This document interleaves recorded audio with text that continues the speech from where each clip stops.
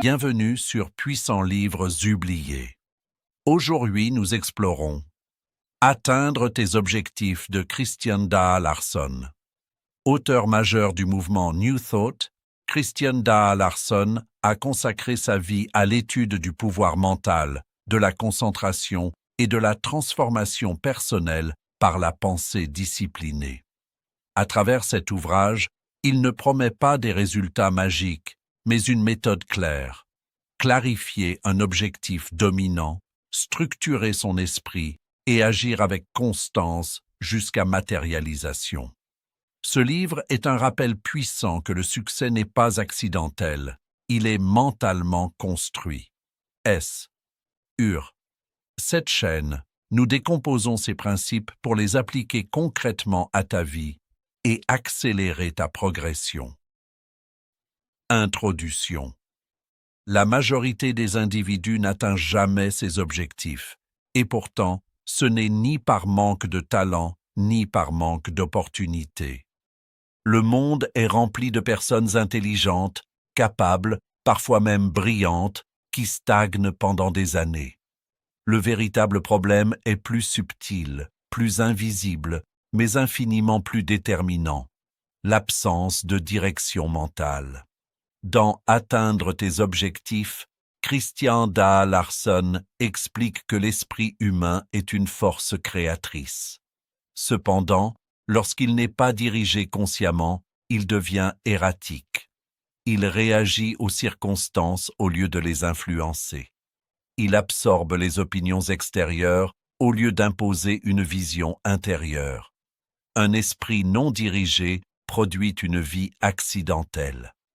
La plupart des gens vivent dans la réaction permanente. Ils changent d'objectif selon l'humeur du moment. Ils commencent avec enthousiasme, puis abandonnent face à la première difficulté.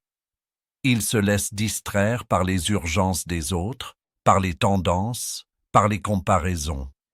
Leur énergie se disperse dans 10 directions différentes. Et lorsqu'ils échouent, ils accusent le manque de chance, le manque de ressources, le manque de soutien. Mais la vérité est plus brutale. Tu n'échoues pas par incapacité, tu échoues par dispersion. Larsson insiste sur un principe fondamental. La concentration est une loi de puissance. Là où l'attention va, l'énergie circule. Là où l'énergie circule, les résultats apparaissent. Si ton esprit change constamment de cap, il n'accumule jamais assez de force pour transformer la réalité. C'est comme essayer d'allumer un feu en frottant une allumette pendant 2 secondes, puis en changeant de bois, puis en arrêtant au premier signe de fumée. Rien ne prend. Non pas parce que le feu est impossible, mais parce que l'effort n'est jamais soutenu. La société moderne amplifie ce problème. Notifications, distractions, sollicitations permanentes, tout est conçu pour fragmenter l'attention. Or, un esprit fragmenté ne peut pas produire des résultats solides. Il peut produire de l'agitation, de l'occupation, du mouvement, mais pas de progression réelle. Beaucoup confondent activité et efficacité. Ils font beaucoup de choses, mais aucune avec une intensité prolongée. Ils parlent d'objectifs, mais ne leur donnent jamais une priorité absolue. Le choc mental que propose Larsson est simple. Si tu veux des résultats exceptionnels, tu dois devenir exceptionnellement dirigé. Il ne s'agit pas de travailler plus dur, mais de penser plus précisément. Il ne s'agit pas d'ajouter plus d'objectifs, mais d'en choisir un qui domine tous les autres. L'esprit humain, lorsqu'il est orienté vers un but clair et maintenu avec constance, développe une force cumulative impressionnante. Chaque pensée répétée renforce l'image mentale. Chaque action cohérente consolide la direction. Ce livre ne flatte pas l'ego. Il ne cherche pas à te rassurer. Il t'oblige à reconnaître que la dispersion est l'ennemi invisible de ta réussite. Tant que ton attention est divisée, ta puissance l'est aussi. Tant que tu hésites entre plusieurs visions contradictoires, tu bloques ton propre élan. La première victoire n'est donc pas extérieure, elle est intérieure, décider d'une direction et refuser de la quitter. Lorsque l'esprit cesse d'errer et commence à viser, la vie cesse d'être accidentelle et devient intentionnelle. Et c'est là que les objectifs cessent d'être des rêves pour devenir des réalités en construction. Leçon 1. Le pouvoir créateur de la pensée. Toute réalisation commence par une image mentale claire. Avant qu'une construction n'existe physiquement, elle existe mentalement. Avant qu'un projet ne prenne forme, il vit dans l'imagination. Christian Da Larsson enseigne que la pensée n'est pas un simple phénomène passager, mais une force active qui influence la direction de notre vie. L'erreur la plus commune est de sous-estimer la puissance des images intérieures. Beaucoup souhaitent le succès, la richesse ou la réussite personnelle, mais leurs images mentales restent floues, instables, changeantes. Or, une image vague produit des résultats vagues. L'esprit subconscient agit comme un mécanisme d'exécution. Il ne discute pas, il ne juge pas, il exécute. Il reçoit les impressions répétées et travaille silencieusement pour les matérialiser sous forme de comportements, d'opportunités perçues et de décisions automatiques. Lorsque tu maintiens une vision précise, détaillée, cohérente, tu donnes des instructions claires à ce mécanisme intérieur. Mais lorsque tes pensées changent constamment, lorsque tu alternes entre confiance et doute, ambition et peur, tu envoies des ordres contradictoires. Le subconscient exécute malgré tout, mais il exécute la confusion. Les pensées répétées deviennent des tendances. Une pensée isolée a peu d'effet, mais une pensée répétée quotidiennement façonne progressivement ton caractère. Si tu répètes intérieurement que c'est difficile, que tu n'es pas prêt, que tu manques de ressources, cette répétition crée une disposition mentale défensive. À l'inverse, si tu renforces chaque jour l'image d'un objectif atteint, accompagné d'un sentiment de certitude, tu développes une tendance à agir avec assurance. Les tendances deviennent ensuite des habitudes d'action, et ces habitudes, accumulées dans le temps, produisent des résultats visibles. Il est crucial de comprendre la différence entre un désir vague et une vision précise. Un désir vague dit « j'aimerais réussir ». Une vision précise dit « voici exactement ce que je veux construire, pourquoi je le veux et comment je vais avancer ». Le désir vague dépend des circonstances, la vision précise crée les circonstances. Le désir fluctue avec l'humeur, la vision persiste malgré les obstacles. Tant que ton objectif reste imprécis, ton énergie reste dispersée. La précision concentre la force mentale. La foi active joue ici un rôle central. Il ne s'agit pas d'une croyance naïve ou d'un optimisme aveugle. La foi active est une confiance entretenue par la répétition consciente et soutenue par l'action. Elle signifie maintenir ton image mentale même lorsque les résultats ne sont pas encore visibles. Elle signifie continuer à agir conformément à ta vision, même lorsque les doutes apparaissent. La foi naïve attend passivement. La foi active agit continuellement. Le danger des pensées contradictoires est immense. Si tu visualises le succès le matin et que tu nourris le doute l'après-midi, tu neutralises ta propre énergie. Si tu affirmes vouloir progresser, mais que tu te compares sans cesse aux autres avec jalousie ou découragement, tu crées une tension interne qui ralentit tout progrès. L'esprit fonctionne par cohérence. Lorsque tes pensées sont alignées, ta puissance s'amplifie. Lorsqu'elles sont divisées, ta force s'annule. Le pouvoir créateur de la pensée exige donc discipline et clarté. Il ne suffit pas de penser positivement de temps en temps.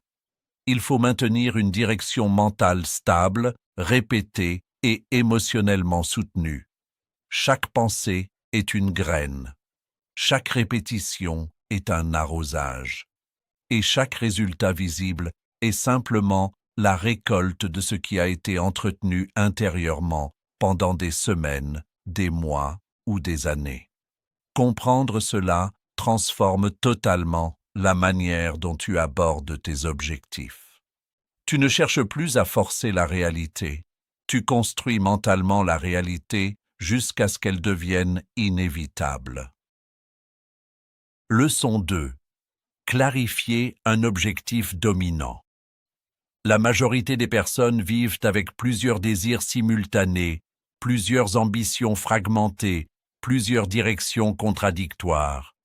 Elles veulent réussir financièrement, développer leur spiritualité, améliorer leur santé, bâtir une influence, apprendre de nouvelles compétences, changer d'environnement, voyager, investir, entreprendre.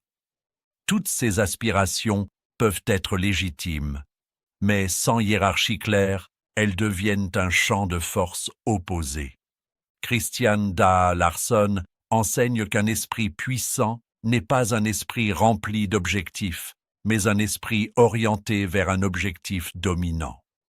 Un seul objectif central ne signifie pas renoncer au reste de sa vie. Cela signifie choisir une direction principale qui organise toutes les autres dimensions. C'est le principe du noyau. Lorsque tu identifies un centre, tout le reste peut s'aligner autour. Sans centre, tout reste périphérique. L'objectif dominant agit comme une étoile polaire intérieure. Il simplifie les décisions. Il filtre les opportunités. Il élimine les distractions inutiles. Il transforme le chaos en structure. Les objectifs secondaires doivent soutenir le principal. Si ton objectif dominant est de bâtir une entreprise, alors ta santé devient un support pour maintenir ton énergie. Ton apprentissage devient un support pour améliorer tes compétences. Tes relations deviennent un support pour renforcer ton réseau ou ton équilibre émotionnel. Tout converge vers le même axe. Mais si tes objectifs secondaires contredisent ton objectif principal, tu crées une tension permanente. Par exemple, vouloir bâtir une œuvre ambitieuse tout en recherchant constamment le confort et la sécurité absolue génère un conflit intérieur. L'énergie se divise. La concentration est plus puissante que l'intensité temporaire. Beaucoup de personnes connaissent des phases d'enthousiasme extrême.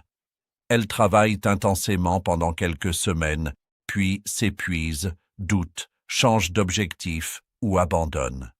Cette intensité non soutenue ne produit que des débuts prometteurs sans aboutissement. La concentration, au contraire, est une force stable. Elle n'est pas spectaculaire. Elle est continue. Elle accumule de la puissance chaque jour. Elle transforme de petites actions cohérentes en résultats massifs avec le temps. La dispersion détruit les résultats parce qu'elle fragmente l'énergie mentale. L'esprit humain possède une capacité d'attention limitée. Lorsque cette attention est répartie entre trop de directions, aucune ne reçoit suffisamment de force pour produire un impact significatif. C'est comme tenter de creuser 10 trous peu profonds au lieu d'un seul puits profond.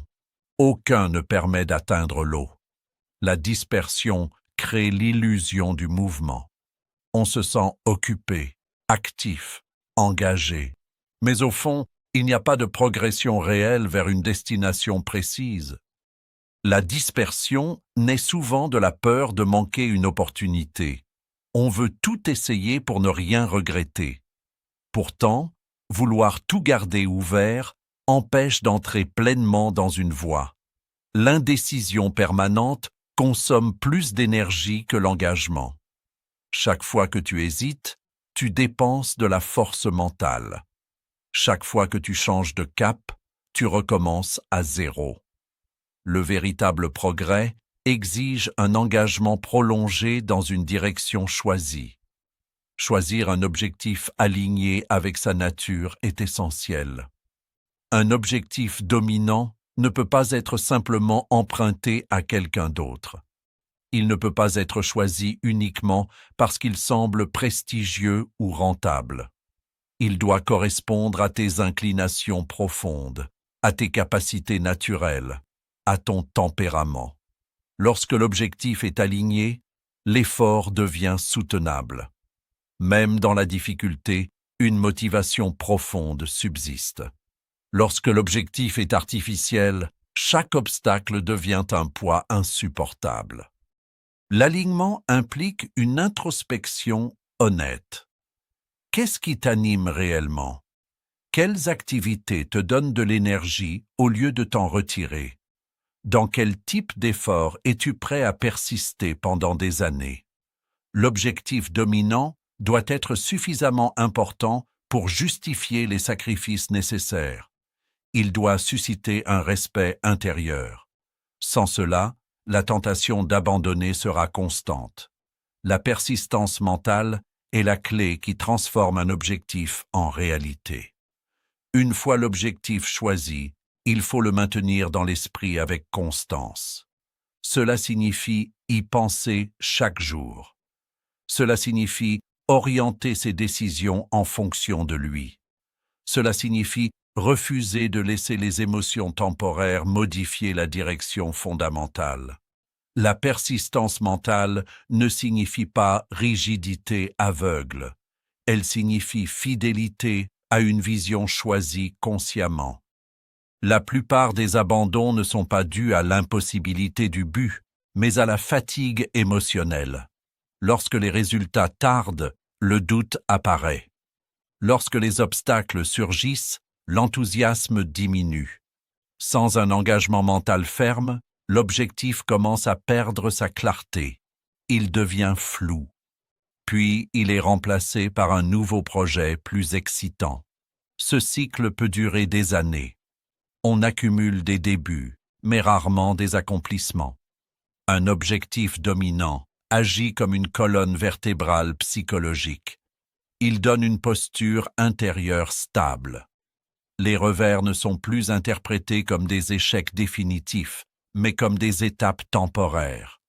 Les critiques ne déviennent plus la trajectoire, elles deviennent des informations à analyser. La constance crée une identité. Lorsque tu t'identifies à ton objectif, tu ne le poursuis plus occasionnellement, tu l'incarnes.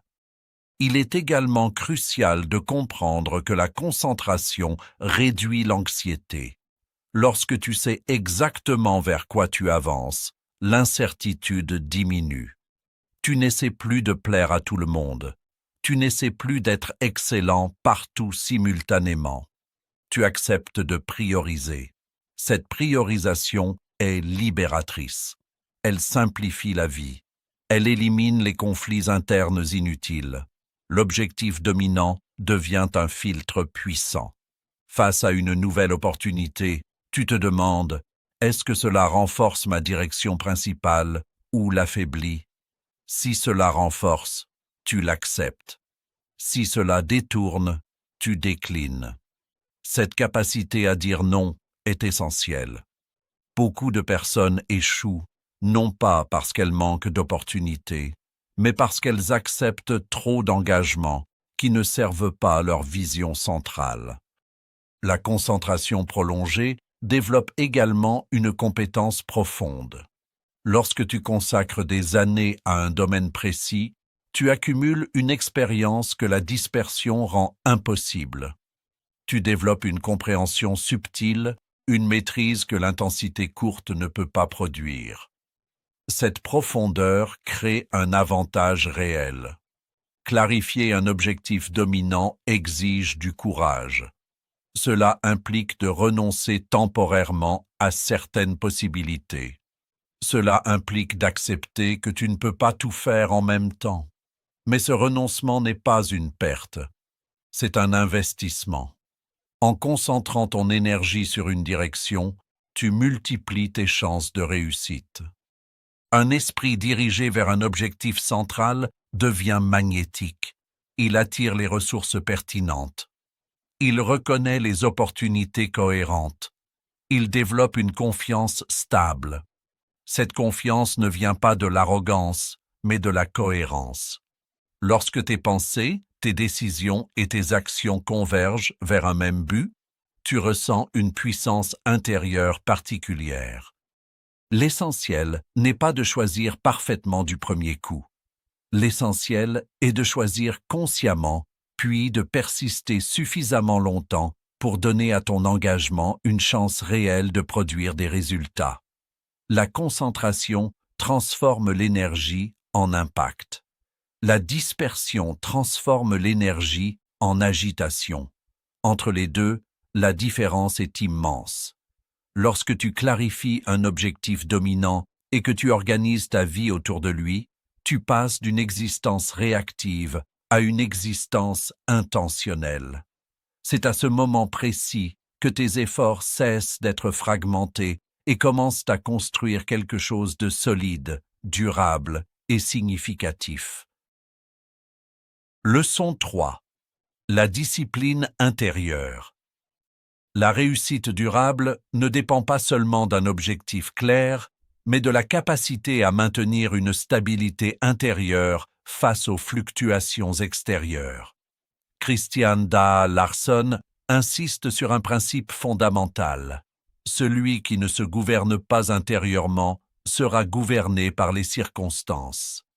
La discipline intérieure est la structure invisible qui soutient tout accomplissement visible. Sans elle, les intentions les plus nobles s'effondrent au premier obstacle. Avec elle, même des débuts modestes peuvent évoluer vers des réalisations majeures. Le contrôle des émotions est la première dimension de cette discipline. Les émotions ne sont pas des ennemis. Elles sont des forces puissantes. Mais laissées sans direction, elles deviennent instables. L'enthousiasme excessif peut conduire à des promesses irréalistes. La peur peut paralyser l'action. La frustration peut pousser à abandonner prématurément. La discipline émotionnelle ne signifie pas réprimer ses ressentis, mais apprendre à les observer sans leur permettre de dicter la direction. Celui qui agit uniquement selon son humeur devient imprévisible, même pour lui-même. Celui qui agit selon un principe intérieur stable transforme ses émotions en énergie constructive. Le contrôle de l'attention est tout aussi crucial. L'attention est la monnaie de l'esprit. Là où elle se pose, l'énergie s'active. Dans un monde saturé de distractions, maintenir son attention sur l'essentiel devient un acte de puissance. L'esprit non discipliné saute d'une idée à l'autre, d'une inquiétude à une stimulation nouvelle. Cette agitation constante fragmente la concentration et affaiblit la capacité d'accomplissement. Apprendre à diriger volontairement son attention vers son objectif principal, malgré les sollicitations, est une compétence stratégique. Cela exige de refuser certaines distractions, de limiter l'exposition aux influences négatives et de cultiver des périodes de concentration profonde. Refuser de nourrir le doute constitue un troisième pilier. Le doute apparaît naturellement lorsque les résultats tardent. Il murmure que l'effort est inutile, que l'objectif est trop ambitieux, que les circonstances sont défavorables. Si ce doute est entretenu par la répétition mentale, il s'installe comme une conviction. La discipline intérieure ne consiste pas à nier l'existence des difficultés, mais à refuser d'alimenter les pensées qui sabotent la progression. Chaque fois que le doute surgit, il est possible de le remplacer par une affirmation consciente de la direction choisie. Cette substitution répétée transforme progressivement l'état intérieur. Il est essentiel de comprendre la différence entre volonté forcée et volonté alignée. La volonté forcée est tendue, rigide, souvent motivée par la peur ou par l'orgueil. Elle fonctionne par pression. Elle peut produire des résultats à court terme, mais elle épuise rapidement. La volonté alignée, au contraire, repose sur une conviction profonde. Elle est ferme sans être crispée. Elle s'appuie sur une vision claire et sur une compréhension des raisons pour lesquelles l'objectif est important. Lorsque la volonté est alignée, l'effort devient naturel. La discipline cesse d'être une lutte constante et devient une expression cohérente de l'identité choisie. La répétition joue un rôle déterminant dans ce processus. Une action isolée ne transforme pas le caractère. Une pensée répétée quotidiennement, en revanche, modifie progressivement les habitudes mentales. La répétition crée des automatismes. Ces automatismes façonnent les réactions spontanées. Si chaque jour tu renforces mentalement ton objectif, si chaque jour tu pratiques le contrôle de ton attention, si chaque jour tu remplaces le doute par une affirmation constructive, tu construis une stabilité intérieure cumulative. Cette accumulation devient une force invisible qui soutient chaque décision. L'autosuggestion consciente est un outil stratégique dans cette discipline. Il ne s'agit pas de formules vides récitées mécaniquement. Il s'agit d'orienter volontairement ses pensées vers des convictions choisies. Lorsque tu répètes avec conviction une idée alignée avec ton objectif, tu imprimes cette idée dans ton subconscient. Avec le temps, cette impression devient une tendance dominante. L'autosuggestion fonctionne parce que l'esprit accepte plus facilement ce qui est répété avec régularité et émotion. Ainsi, au lieu de laisser les influences extérieures modeler ton état intérieur, tu prends l'initiative de façonner tes propres convictions. La discipline intérieure demande une vigilance constante. Les habitudes anciennes cherchent à reprendre le contrôle. Les distractions paraissent attrayantes. Les émotions fortes peuvent perturber l'équilibre. Pourtant, chaque moment offre l'occasion de renforcer la maîtrise. Chaque décision consciente consolide l'identité disciplinée. Chaque refus d'une réaction impulsive renforce la capacité de contrôle. Il est également important de comprendre que cette discipline ne vise pas la perfection immédiate. Elle vise la progression continue. Les écarts temporaires ne doivent pas être interprétés comme des échecs définitifs. L'essentiel est de revenir rapidement à la direction choisie. Cette capacité de retour est un signe de maturité intérieure. Elle démontre que la discipline n'est pas une contrainte extérieure, mais une décision intérieure renouvelée. Lorsque le contrôle des émotions, de l'attention et des pensées devient une habitude, une transformation subtile s'opère. L'individu cesse de réagir automatiquement. Il agit avec intention. Il ne dépend plus de la motivation fluctuante, mais d'une structure mentale stable. Cette stabilité inspire confiance. Elle crée une présence différente. Elle permet d'affronter les défis avec calme et détermination. La discipline intérieure est la fondation invisible de tout succès visible. Sans elle, les objectifs restent théoriques. Avec elle, les obstacles deviennent des étapes d'apprentissage. Elle transforme l'énergie brute en force dirigée. Elle convertit les intentions en actions cohérentes. Elle permet à la volonté alignée de s'exprimer pleinement. À travers la répétition consciente et l'autosuggestion constructive, l'esprit devient un allié puissant plutôt qu'un adversaire imprévisible. Ainsi, la véritable maîtrise ne réside pas dans la domination des circonstances, mais dans la capacité à se gouverner soi-même. Celui qui développe cette discipline intérieure possède un avantage durable. Il ne dépend plus des conditions idéales pour avancer. Il avance parce que sa direction est claire et que son esprit est entraîné à la maintenir. C'est dans cette constance invisible que se construit la réussite réelle. Leçon 4. L'action intelligente. Penser clairement est indispensable, mais penser seul ne transforme rien. Christian Daha Larsson rappelle que la pensée est une force créatrice uniquement lorsqu'elle est suivie d'un mouvement cohérent. Une vision mentale sans action reste une possibilité non exploitée.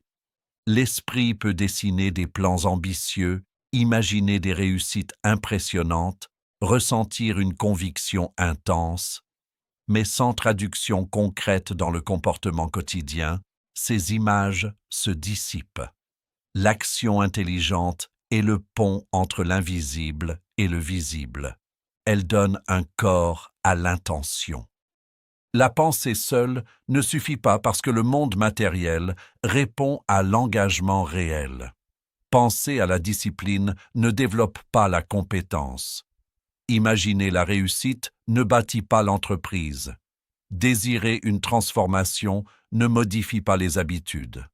L'action est la preuve tangible que l'objectif est pris au sérieux. Elle envoie un message clair au subconscient. Ceci est prioritaire. Chaque acte cohérent renforce cette priorité. Chaque report injustifié l'affaiblit. Un objectif doit être soutenu par des actes cohérents. La cohérence est la clé.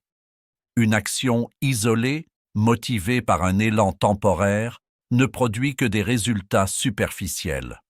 Ce qui transforme réellement une trajectoire, c'est la répétition quotidienne d'actions alignées avec la vision choisie.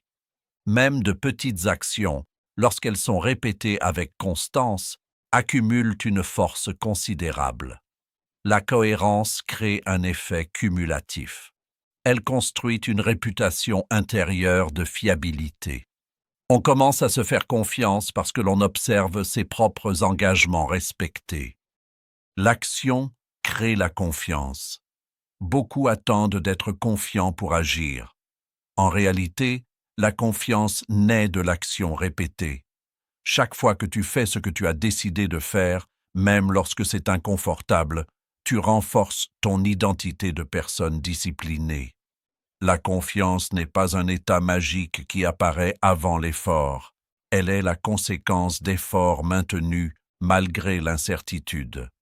Plus tu agis, plus tu accumules des preuves internes de ta capacité.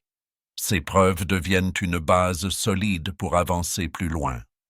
Agir même lorsque la motivation baisse est un principe déterminant.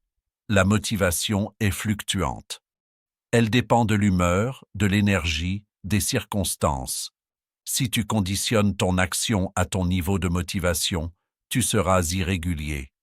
L'action intelligente repose sur la décision, pas sur l'émotion. Cela signifie établir des standards personnels et les respecter indépendamment de l'envie du moment. Les jours où la motivation est forte, tu avances avec enthousiasme. Les jours où elle est faible, tu avances avec discipline. Dans les deux cas, tu avances. Il est essentiel de comprendre que la baisse de motivation n'est pas un signal d'arrêt. C'est souvent un test de cohérence. Lorsque l'enthousiasme initial disparaît, la profondeur de l'engagement apparaît. Continuer à agir dans ces phases renforce la stabilité intérieure. Cela transforme l'objectif en priorité durable plutôt qu'en simple excitation temporaire. L'environnement agit comme un amplificateur de l'action. Un environnement désorganisé affaiblit la concentration. Des fréquentations négatives nourrissent le doute. Des habitudes numériques envahissantes fragmentent l'attention. À l'inverse, un environnement structuré soutient la cohérence. Choisir un espace de travail ordonné, s'entourer de personnes orientées vers la progression, limiter les distractions inutiles. Ces décisions ne sont pas accessoires. Elle facilite l'action régulière. L'environnement peut soit accélérer l'élan, soit le freiner. Le concevoir intentionnellement est une stratégie intelligente. Agir intelligemment signifie également adapter ses méthodes sans abandonner son objectif. Les échecs temporaires font partie du processus. Ils ne signifient pas que la vision est erronée. Ils indiquent souvent qu'une stratégie doit être ajustée. Le courage consiste à analyser ses échecs sans dramatisation. Au lieu d'interpréter un revers comme une preuve d'incapacité, il est possible de le considérer comme une information. Cette posture transforme chaque difficulté en apprentissage. Le courage face aux échecs temporaires distingue ceux qui persistent de ceux qui abandonnent. L'échec peut blesser l'ego, ébranler la confiance, susciter le doute. Pourtant, il révèle aussi les points à améliorer. Celui qui agit intelligemment ne fuit pas l'échec. Il l'étudie. Il en extrait des leçons concrètes. Il ajuste son approche. Puis il agit de nouveau. Cette capacité à continuer malgré les revers construit une résilience puissante. Il est également important de maintenir un équilibre entre réflexion et action. Trop réfléchir sans agir mène à la paralysie. Agir sans réflexion mène à l'agitation inefficace. L'action intelligente combine clarté mentale et exécution pratique. Elle planifie suffisamment pour éviter l'improvisation chaotique, mais elle ne retarde pas indéfiniment le passage à l'acte.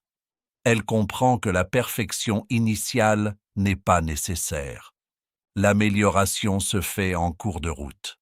Chaque action cohérente renforce l'alignement entre pensée et comportement. Cet alignement crée une intégrité intérieure. On cesse de se percevoir comme quelqu'un qui voudrait réussir, et l'on devient quelqu'un qui agit pour réussir. Cette transformation identitaire est cruciale. Lorsque l'action devient une habitude, l'objectif cesse d'être un rêve lointain. Il devient une construction progressive. L'action intelligente implique également de mesurer ses progrès, non pour s'obséder des résultats immédiats, mais pour ajuster la direction si nécessaire. Observer les indicateurs, analyser les tendances, corriger les écarts, ces pratiques renforcent la maîtrise. Elles évitent de persister aveuglément dans une méthode inefficace tout en maintenant la fidélité à l'objectif central. La constance dans l'action crée un momentum. Ce momentum réduit progressivement la résistance initiale. Les tâches qui semblaient difficiles deviennent plus fluides. Les compétences s'améliorent. La confiance s'élargit. Les opportunités apparaissent plus visibles parce que l'esprit est orienté vers l'action. Ce cercle vertueux se met en place uniquement lorsque l'on refuse l'immobilisme. Il est également crucial de comprendre que l'action intelligente respecte le rythme personnel. Il ne s'agit pas de se brûler par excès d'effort, mais de maintenir une progression soutenable. L'épuisement chronique sabote la cohérence. La gestion de l'énergie fait partie de la stratégie. Planifier des périodes de récupération, maintenir une santé physique adéquate, préserver la clarté mentale, ces éléments soutiennent la continuité. Au fil du temps, l'action répétée transforme profondément la perception de soi. On se voit comme quelqu'un qui agit malgré les obstacles, qui persévère malgré les revers, qui ajuste sans abandonner. Cette image intérieure devient un moteur puissant. Elle réduit la peur de l'échec parce que l'on sait que l'on continuera à agir. L'action intelligente est donc bien plus qu'un simple mouvement. C'est une discipline pratique, soutenue par une vision claire et une volonté alignée. Elle convertit la pensée en réalité progressive. Elle construit la confiance par l'expérience directe. Elle transforme les obstacles en étapes. Elle utilise l'environnement comme levier. Elle affronte les échecs avec courage et lucidité. Lorsque la pensée et l'action travaillent ensemble, une force cohérente se développe. L'esprit trace la direction. L'action ouvre le chemin. Ensemble, ils rendent l'objectif tangible. Celui qui comprend cela cesse d'attendre le moment parfait. Il agit avec ce qu'il a, là où il est, en direction de ce qu'il veut devenir. Et c'est dans cette continuité déterminée que les résultats prennent forme, non comme des accidents, mais comme des conséquences naturelles d'une action intelligente et persistante. Leçon 5. La foi scientifique. La réussite ne naît pas du hasard, ni d'un alignement mystique des planètes. Christian D. Larson explique que ce que l'on appelle communément succès est le résultat naturel de lois mentales précises, universelles et inébranlables. La foi scientifique n'est pas une croyance aveugle, mais une compréhension profonde et rationnelle de ces lois. Maintenir une image mentale cohérente de l'objectif désiré avec persistance et régularité garantit qu'il finira par s'exprimer dans la réalité tangible. Ce principe n'est pas une théorie abstraite. Il repose sur l'observation répétée de l'esprit humain et de sa capacité à façonner l'expérience. La persistance est la clé. Beaucoup échouent non pas par manque de talent, mais parce qu'ils abandonnent trop tôt. Une pensée éphémère, un désir non entretenu, un objectif intermittent ne produisent aucune manifestation durable. En revanche, la répétition mentale, soutenue par la conviction rationnelle que ce qui est maintenu finit par se réaliser, déclenche un processus intérieur puissant. Chaque fois que l'on revient à son objectif avec clarté et concentration, on renforce la tendance subconsciente à créer des conditions qui rendent la réussite inévitable. La persistance n'est pas une option, elle est la loi. Le succès est une conséquence, jamais un hasard. Cette compréhension change radicalement l'attitude face aux obstacles et aux revers. Les échecs temporaires ne sont pas des signes d'inaptitude, mais des informations pour ajuster la méthode. Lorsque l'on agit avec foi scientifique, chaque obstacle devient une donnée objective, une opportunité de recalibrer son approche. Le succès n'est plus une question de chance, mais de constance et de respect des lois mentales.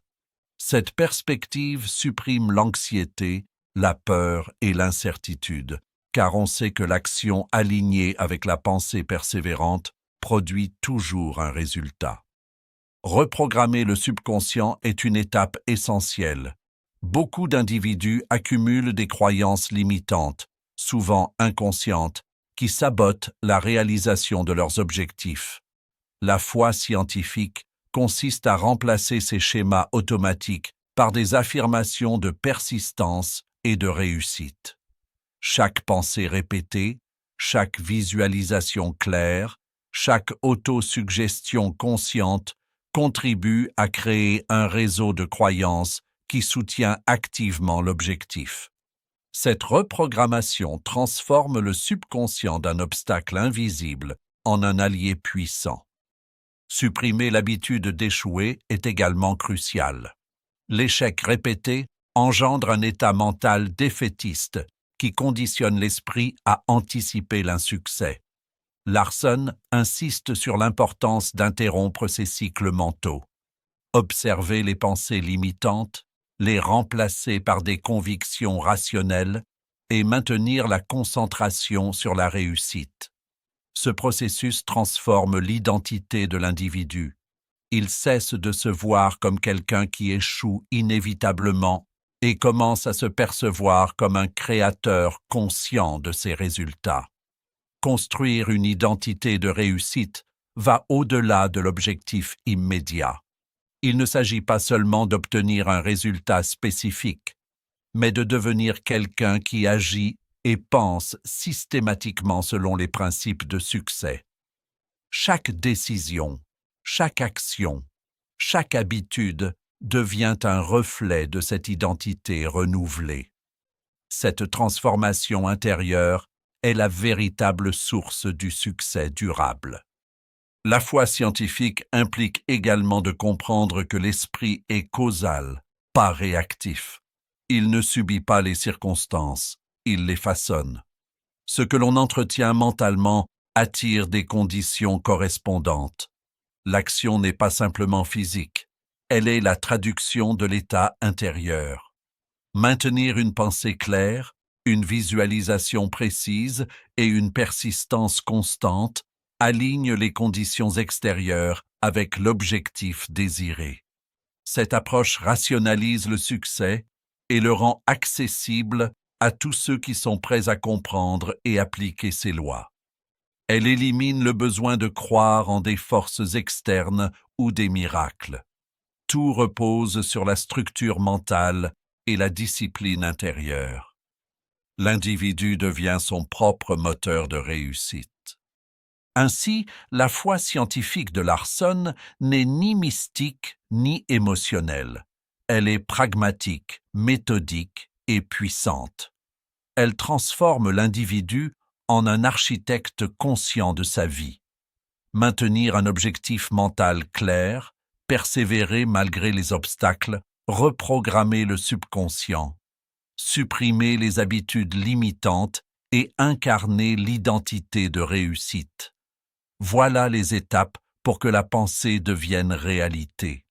Le succès cesse alors d'être un hasard et devient une conséquence inévitable de la discipline intérieure et de la compréhension des lois mentales.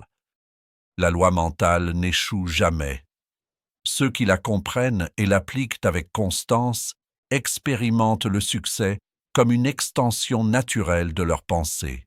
Ceux qui persistent, malgré les difficultés, découvrent que la victoire n'est pas un cadeau, mais le résultat logique d'une action mentale alignée avec la vérité universelle. La foi scientifique n'est pas une croyance, c'est une méthode.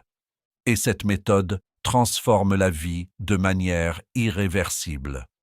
Leçon 6. Les erreurs fatales. Dans la quête de réussite et d'objectifs clairs, Christian D. Larson met en lumière un aspect crucial que beaucoup négligent. Les erreurs fatales qui sabotent toute tentative de réalisation consciente. Ces erreurs ne sont pas toujours spectaculaires ni immédiatement visibles. Elles se manifestent dans les comportements mentaux, les habitudes de pensée et la manière dont nous dirigeons notre énergie intérieure. Comprendre ces pièges invisibles est indispensable pour toute personne déterminée à transformer ses objectifs en résultats tangibles et durables. Le premier obstacle majeur est l'absence d'objectifs précis. Beaucoup de personnes poursuivent des idéaux vagues ou multiples simultanément, pensant qu'une concentration diffuse est productive. En réalité, un objectif flou engendre une dispersion mentale qui dilue l'énergie, sape la motivation et produit des résultats médiocres ou incohérents. L'esprit humain fonctionne par direction. Il canalise les efforts là où la clarté existe. Sans une vision nette et définie, la pensée vagabonde, l'attention s'éparpille et la réussite devient aléatoire. La précision de l'intention est la première barrière contre l'échec. L'impatience constitue la deuxième erreur fatale. Beaucoup abandonnent leurs efforts dès que les résultats ne sont pas immédiats. Cette précipitation est destructrice, car elle interrompt le processus naturel par lequel la persistance mentale et l'action répétée transforment les idées en réalité. Larson insiste, le succès ne se mesure pas à la vitesse, mais à la constance. La patience intelligente permet à l'énergie investie de s'aligner avec les forces universelles et de produire les résultats souhaités. Chaque élan interrompu où chaque abandon prématuré est une perte irréversible de momentum mental et émotionnel. Le doute répété est une troisième erreur subtile mais dévastatrice. Même de petites hésitations répétées, des pensées négatives ou des questionnements constants minent la force intérieure et affaiblissent le subconscient. L'esprit subconscient ne fait pas de distinction entre une vraie crainte et une pensée imaginée. Il intègre toutes les impressions et agit en conséquence. Ainsi, le doute chronique sabote les tendances positives et crée des blocages invisibles, rendant la manifestation des objectifs pratiquement impossible. La foi active et rationnelle dans l'objectif est la clé pour neutraliser cette influence corrosive. La dispersion de l'énergie est également un piège courant. Beaucoup essaient de poursuivre simultanément plusieurs objectifs, se comparant sans cesse aux autres et se laissant emporter par des distractions externes. Chaque minute consacrée à un objectif secondaire non essentiel réduit la puissance consacrée au but principal. Larson souligne l'importance de concentrer toute l'énergie mentale et émotionnelle sur un objectif dominant, en éliminant ce qui n'y contribue pas directement. Cette focalisation crée un effet cumulatif où l'énergie, la volonté et l'attention se renforcent mutuellement, produisant des résultats exponentiels. La comparaison constante avec les autres est une cinquième erreur fatale.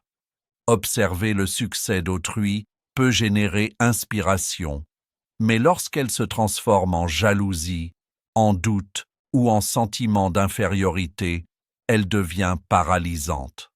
Chaque comparaison détourne l'attention du propre objectif, affaiblit la confiance en soi et introduit des influences négatives dans le subconscient. Pour réussir, il est impératif de se mesurer uniquement à soi-même, d'évaluer sa progression par rapport à son propre standard et non par rapport aux accomplissements d'autrui. Larson met en évidence que ces erreurs fatales ne sont pas accidentelles. Elles sont le résultat d'un manque de conscience et de discipline intérieure. Elles se nourrissent de l'inattention, de l'ignorance des lois mentales et de la tendance naturelle de l'esprit à être influencé par les distractions, les émotions et les opinions extérieures. Chaque erreur réduit l'efficacité de la pensée créatrice, bloque la persistance mentale et ralentit l'action intelligente. Pour les éviter, il faut développer une maîtrise stricte de l'attention, clarifier l'objectif principal, cultiver la patience, maintenir une foi constante dans le processus et éliminer toute distraction ou influence inutile. Cette pratique transforme l'esprit en outil puissant, capable de générer des résultats cohérents et durables. Larson démontre que ceux qui réussissent ne sont pas nécessairement plus talentueux, mais qu'ils ont appris à éviter ces erreurs fatales et à canaliser leur énergie vers l'objectif dominant avec constance, discipline et clarté. Ainsi, comprendre les erreurs fatales et les corriger est plus qu'une stratégie. C'est une condition sine qua non pour atteindre la réussite. Ceux qui les identifient et les surmontent expérimentent une progression fluide, une confiance inébranlable et une capacité de réalisation inégalée. La conscience des pièges invisibles transforme la poursuite d'un objectif en un processus ordonné, puissant et irréversible. Leçon 7. La persistance intelligente. Transformer l'effort en résultat. La persistance intelligente est l'art de maintenir une direction cohérente dans nos actions, de transformer chaque effort, même minime, en un vecteur puissant vers nos objectifs les plus élevés. Christian D. Larson nous enseigne que la persistance n'est pas simplement l'obstination aveugle, cette idée fausse que beaucoup confondent avec la réussite.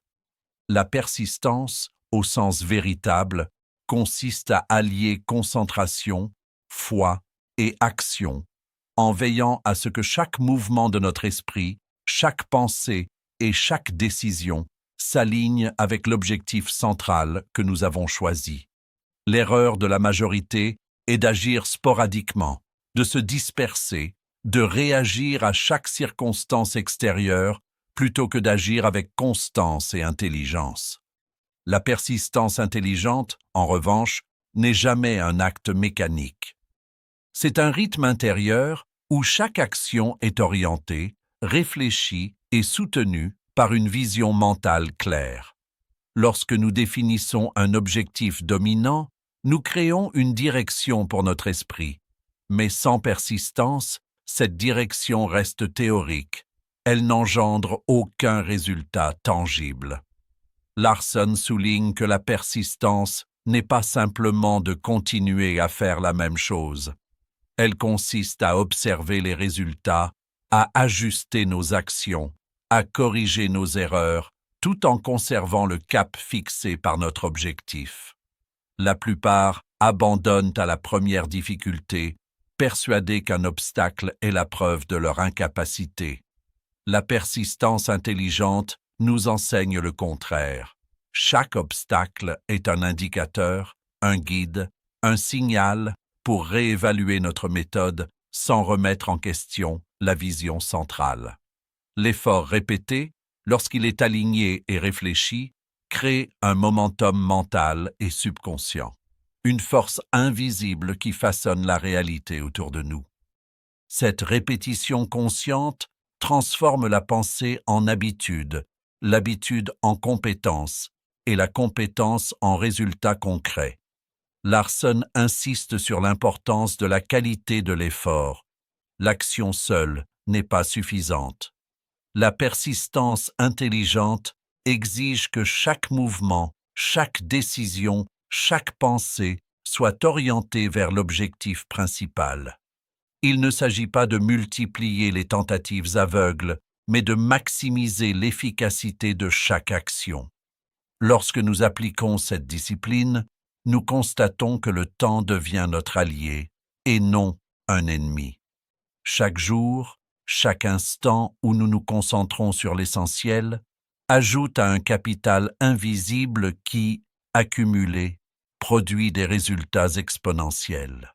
Ceux qui réussissent ne sont pas ceux qui travaillent le plus, mais ceux qui savent maintenir une ligne de conduite précise, constante et ajustée. La persistance intelligente repose également sur la foi active. Larson distingue la foi naïve, qui attend des miracles ou se contente d'espérer, de la foi intelligente, qui sait que les résultats proviennent de l'action cohérente et de l'alignement de l'esprit. Cette foi est une confiance ferme dans la loi mentale. Ce que l'on maintient clairement et constamment dans notre esprit finit par se manifester dans le monde extérieur. Elle est indissociable de la persistance, car sans cette conviction intérieure, l'effort s'épuise, la motivation fluctue et la dispersion s'installe. La persistance intelligente est ainsi une combinaison de constance dans l'action et de certitude intérieure que chaque effort contribue à l'atteinte de l'objectif. Un autre aspect fondamental de la persistance intelligente est la capacité de transformer l'échec en apprentissage. Larson nous rappelle que les obstacles, les erreurs et les revers ne sont pas des signes d'échec, mais des informations précieuses. Ceux qui abandonnent sont ceux qui prennent les obstacles pour des preuves de leur incapacité. Ceux qui appliquent la persistance intelligente les considèrent comme des indications pour ajuster leur méthode, pour renforcer leur stratégie, pour affiner leur vision. Chaque échec temporaire devient ainsi un moteur, une occasion de recalibrer l'action sans jamais perdre de vue l'objectif central. Cette approche transforme la résilience en compétence et la compétence en maîtrise. La persistance intelligente exige aussi une vigilance constante contre la dispersion mentale. L'attention est une ressource limitée et l'esprit humain est naturellement attiré par la distraction, le doute et les comparaisons. Larson avertit que la majorité échoue non pas par incapacité, mais par fragmentation de l'énergie mentale. Les personnes dispersées agissent par impulsion, par réaction ou selon les influences extérieures. La persistance intelligente consiste à protéger la focalisation sur l'objectif principal, à nourrir chaque pensée, chaque émotion et chaque acte dans le sens de cet objectif. La répétition consciente, l'alignement intérieur et la discipline mentale sont les piliers qui soutiennent ce processus. Par ailleurs, la persistance intelligente ne se limite pas à la répétition d'actions spécifiques. Elle inclut la régulation de l'énergie intérieure et la gestion de l'état mental. Larson montre que l'énergie émotionnelle dirigée vers un objectif soutenu amplifie les effets de l'action physique. L'enthousiasme contrôlé, la patience active et la concentration profonde sont des combustibles invisibles qui nourrissent la persistance. Celui qui sait maintenir son esprit dans un état harmonieux et orienté voit les obstacles perdre de leur intensité et la route vers son objectif se clarifier progressivement. Enfin, la persistance intelligente transforme la relation avec le temps. Ceux qui agissent sans stratégie ou sans constance se sentent souvent frustrés par la lenteur des résultats. La persistance intelligente, en revanche, repose sur la confiance dans le processus. Chaque effort répété, chaque correction, chaque ajustement construit un capital invisible qui se manifeste au moment opportun. Larson souligne que la patience et la persistance ne sont pas des vertus passives, mais des stratégies actives, conscientes et réfléchies. L'homme ou la femme qui applique cette loi mentale transforme sa vie en un flux harmonieux où l'objectif central attire et ordonne toutes les actions. En résumé, la persistance intelligente est le pont entre la vision et la réalité. Elle est l'art de concentrer l'esprit, de canaliser l'énergie et de maintenir l'action cohérente malgré les distractions, les revers et les doutes. Larson nous enseigne que la réussite n'est pas un fruit du hasard ni de la force brute, mais le produit de l'alignement intérieur, de la discipline mentale et de l'effort répété. Elle exige concentration, foi, adaptation et courage. Elle transforme l'échec en apprentissage, la répétition en momentum et l'obstination en maîtrise. Ceux qui comprennent et appliquent cette persistance intelligente cessent de subir les circonstances. Ils deviennent créateurs conscients de leur réalité, orientés vers l'objectif central avec précision, constance et puissance. Ainsi, la persistance intelligente ne consiste pas seulement à continuer, mais à continuer correctement, avec clarté, alignement et une énergie concentrée. Elle est la clé pour transformer les efforts en résultats durables, pour transformer la pensée en action et pour transformer la vie accidentelle en vie dirigée, volontaire et pleinement réussie. Leçon 8. Transformer la vision en pratique. L'application moderne des principes de Christian D. Larson représente la concrétisation de tout le travail intérieur déjà entrepris. Ce n'est plus simplement une question de comprendre ou de croire aux lois mentales. Il s'agit maintenant de traduire cette connaissance en habitudes quotidiennes, en routines efficaces et en comportements systématiques qui dirigent la vie vers les résultats désirés. Larson souligne que la pensée seule, même la plus claire et précise, ne suffit pas. La réussite exige un pont entre la vision mentale et la réalité tangible, un pont que nous construisons par des actions alignées, répétées et intentionnelles. L'esprit humain fonctionne selon des lois naturelles de cause à effet. Ce que l'on nourrit mentalement, consciemment et régulièrement, se manifeste. Cette règle s'applique aussi bien à la concentration sur un objectif qu'à la suppression des comportements dispersants qui neutralisent l'énergie créative. Écrire son objectif principal est le premier acte concret de cette application moderne. Mettre sur papier ce que l'on désire profondément n'est pas un geste symbolique, mais un acte d'engagement. Larson insiste sur le pouvoir de l'écriture. Le cerveau ne différencie pas la pensée projetée avec précision de la réalité anticipée. Lorsque l'objectif est formulé, clarifié et fixé par l'écriture, il devient un point de référence central pour toutes les actions futures.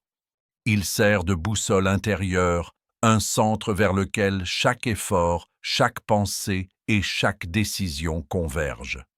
Sans cette étape, l'esprit est susceptible de vagabonder, de se perdre dans des désirs contradictoires ou des distractions superficielles. L'écriture transforme une idée abstraite en une intention concrète, en signal mental clair pour le subconscient qui, selon Larson, travaille sans interruption pour manifester ce qui lui est présenté comme vrai et constant. La visualisation quotidienne est la seconde pierre angulaire de cette application. Visualiser son objectif avec constance et intensité permet de renforcer la connexion entre la pensée et la manifestation. Larson explique que le subconscient ne distingue pas la réalité de l'expérience ressentie avec conviction. Ainsi, se représenter le succès, vivre mentalement l'état désiré, reproduire les émotions, les comportements et les résultats attendus, crée un modèle interne que le cerveau commence à suivre automatiquement. Cette pratique n'est pas un simple exercice de rêverie, mais un protocole méthodique de programmation mentale. Elle conditionne l'esprit à détecter les opportunités, à générer des solutions créatives et à orienter l'énergie quotidienne vers l'objectif central. La régularité est cruciale. Visualiser sporadiquement n'a aucun effet durable, tandis qu'une discipline soutenue transforme l'imagination en moteur actif de réalisation. La discipline digitale, ou la réduction des distractions, est une exigence moderne que Larson aurait comprise s'il avait observé notre époque. L'esprit humain est naturellement attiré par la stimulation immédiate et superficielle. Les notifications incessantes, les réseaux sociaux, les informations fragmentaires diluent l'attention et dispersent l'énergie vitale. Appliquer la persistance mentale exige de protéger cet espace intérieur. Cela signifie créer des plages de concentration ininterrompues, des rituels de travail précis et des moments dédiés à l'introspection et à la réflexion. La discipline digitale permet de canaliser l'énergie vers ce qui compte réellement, d'éviter les réactions automatiques aux stimuli extérieurs et de maintenir une cohérence dans l'action quotidienne. C'est cette constance dans l'attention et la focalisation qui distingue ceux qui atteignent leurs objectifs de ceux qui échouent malgré de bonnes intentions. L'établissement d'un code personnel est un autre élément fondamental de l'application moderne. Larson insiste sur la cohérence intérieure comme facteur de réussite durable. Un code personnel est un ensemble de principes et de règles que l'on s'impose consciemment pour guider chaque décision et chaque comportement. Il fonctionne comme un cadre moral et stratégique, garantissant que toutes les actions sont alignées avec l'objectif principal. Sans ce cadre, la tentation de s'écarter de la trajectoire, d'adopter des solutions faciles ou de se laisser influencer par les pressions extérieures est trop grande. Le code personnel transforme la discipline en habitude, l'habitude en standard et le standard en résultats tangibles et prévisibles. Enfin, la suppression des excuses est le couronnement de cette application. Larsson rappelle que la majorité des échecs ne provient pas de l'absence de capacité ou de ressources, mais de la tolérance envers les justifications, les distractions et les reports. Se libérer de ce mécanisme revient à prendre une responsabilité totale sur ses pensées, ses émotions et ses actions. Chaque excuse supprimée, chaque rationalisation éliminée augmente la puissance de l'intention et de l'action, réduisant les interférences internes et maximisant la force de la persistance. La suppression des excuses est donc une étape décisive pour transformer la théorie en réalité. En synthèse, l'application moderne, selon Larsson, combine structure, constance et conscience.